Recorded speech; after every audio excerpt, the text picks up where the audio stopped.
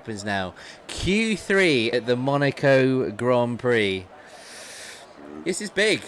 This is big. We all know that this race is all about track position. If you can be on the front row of the grid and maintain it, notoriously difficult to overtake here. We know that. The drivers know that. So I'm interested to see who is going to be jumping out early to get a lap on the board. It seems we have Leroy jumping out. Flecky has jumped out as well. How many bites at the cherry do you look to give yourself to set a decent time? All cars in Q3 get an extra set of the soft tyres as well. So an extra opportunity to really set a quick time. Only 2 cars look to be heading out at the minute. Vader joins them on an outlap as well. VXR on his outlap as well. Wicked Moss looking to go out. Now naturally the track will be a little bit quieter, but Callum Ultra looks like he's staying in the pit lane. Very, very intrigued to see who is going to be able to clinch pole. Guys in the chat, I'm keen to know your thoughts. You've seen how they've been driving through these first 2 qualifying sessions. Who are you putting your money on to take pole position at the Monaco Grand Prix? Quite an honour to start on the front row, but let's not forget, it is apparently going to be a wet start to the race. Here we go then. We're going to ride on board with BLT Leroy. Championship leader at the moment, gathering lots of points in that Renault for the constructors as well. Nicely through turn 1.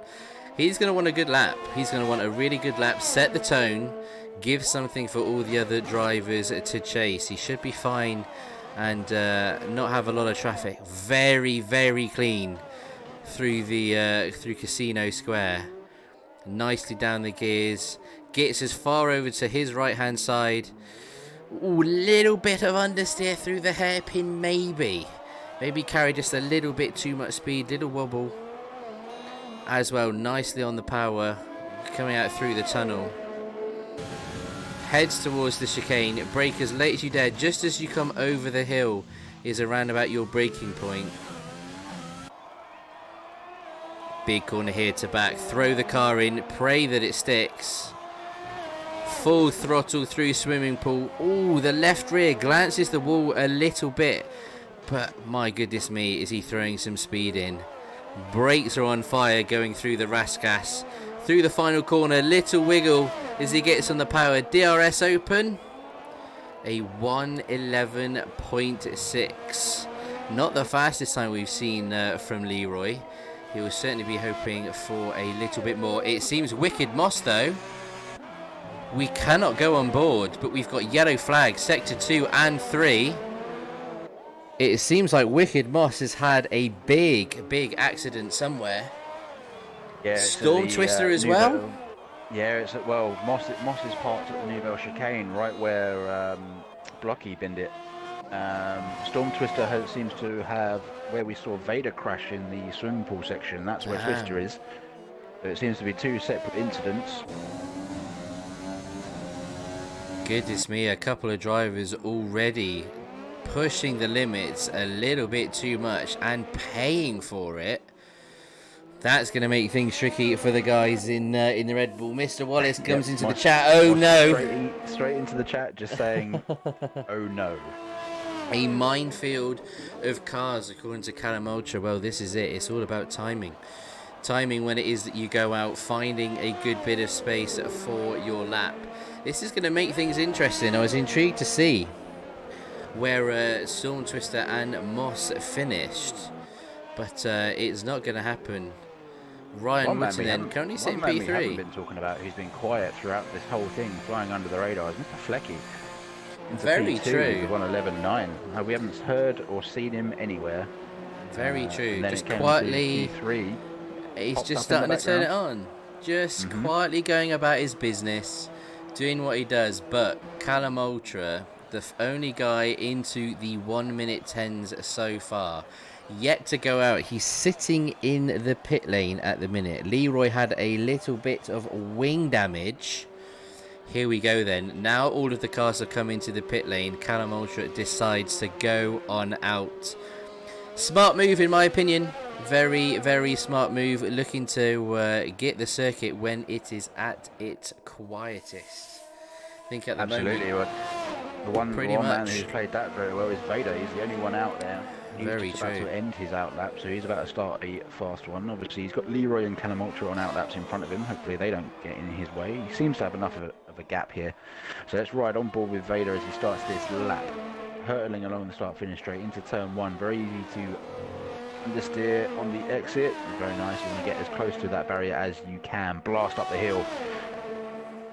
Doesn't look an inviting prospect when you're going up there. All you can see is barrier, I believe. Coming through Casino, again, avoid that bump on the left-hand side. Doesn't affect you on the game as much as the cars in real life. No. But you still don't want to be riding straight over it. Down into the hairpin. This seems to go on forever at that speed. Whoa. The slowest an F1 car can possibly go without stopping, I think. Looked like he turned in a bit early there at the hairpin. Just kind of stopped the car rotating a bit.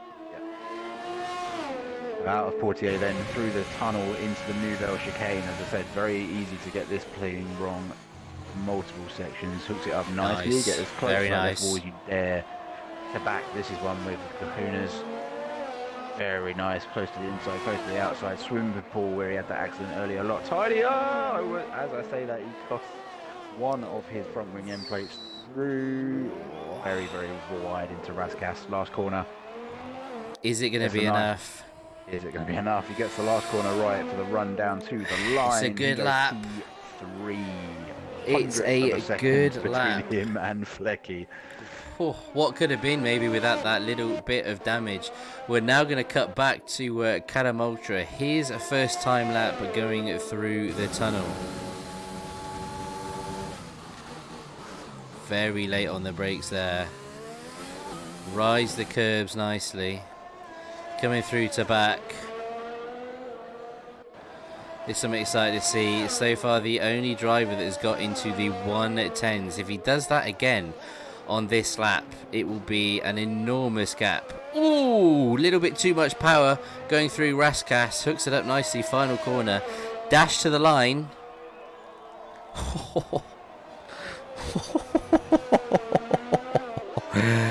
I think, ladies and gents, that is Callum Ultra not only setting the gauntlet, but quite firmly saying, try and beat that. Wow. A 1 minute 10.7. There is going to be some big laps coming from the likes of BLT Leroy, from Flecky, from Vader, Ryan as well. Mr. Monaco himself is going to be pushing for time, but with a clear track and a clever amount, just waiting for the track, a little bit more temperature, a little bit more grip. That's going to be tough. That is going to be very, very tough to beat. Crookie very happy with his teammates' performance there. Very happy indeed. Lil Watty, very good evening to you. Wow, I'm looking at that lap and 112.4. I didn't want to jinx it. I didn't want to jinx the whole it. way round. I didn't want to know it. But a 112.4, very nice lap from Adam Hansen, hooking up apexes everywhere. Little couple of spots where I think he's got a bit of time where he didn't quite get it in, or was a little bit cautious round. A very solid lap from him nonetheless. The big shock for me right now, Mr. Monaco is sitting in P7 with a 113.1. He is usually firmly in the early 111s. He will absolutely be wanting to get a bit higher at that grid. He knows more than most the power of track position here. Callum Ultra, different gravy. I thought you might say that being part of the fan club. It is a terrific lap thrown down by him. Terrific. How many laps tonight? It's normally 78 laps as a full race, so I think we're looking at about 38, 39 laps, something like that, for tonight's race. Yeah, it'll be 39 if it's 78. But it's going to be a long one. Although it's a short lap, If it is in the wet, with the potential for safety cars, ooh, this could get interesting. If it is in the wet, I get the feeling there could be quite a few reviews happening a bit later on. Lots of the cars now back out on track. Ryan Wooten on his outlap now comes across the line. Interesting point raised by Mr. Coolboy in the chat. The undercut could be crucial. Quite often around here, you find it's the overcut that works. Quite often, the undercut, you're risking going back into traffic, and that's usually what kills you. Generally, always track position is king around Monaco, and it's always, well, 90% of the time, it's actually better to overcut your opponents. You've got to find the space to slot into. Traffic will kill your race. Especially when you come out of the pits, you've got fresh tyres, you've got brand new rubber on the car, you want to use it.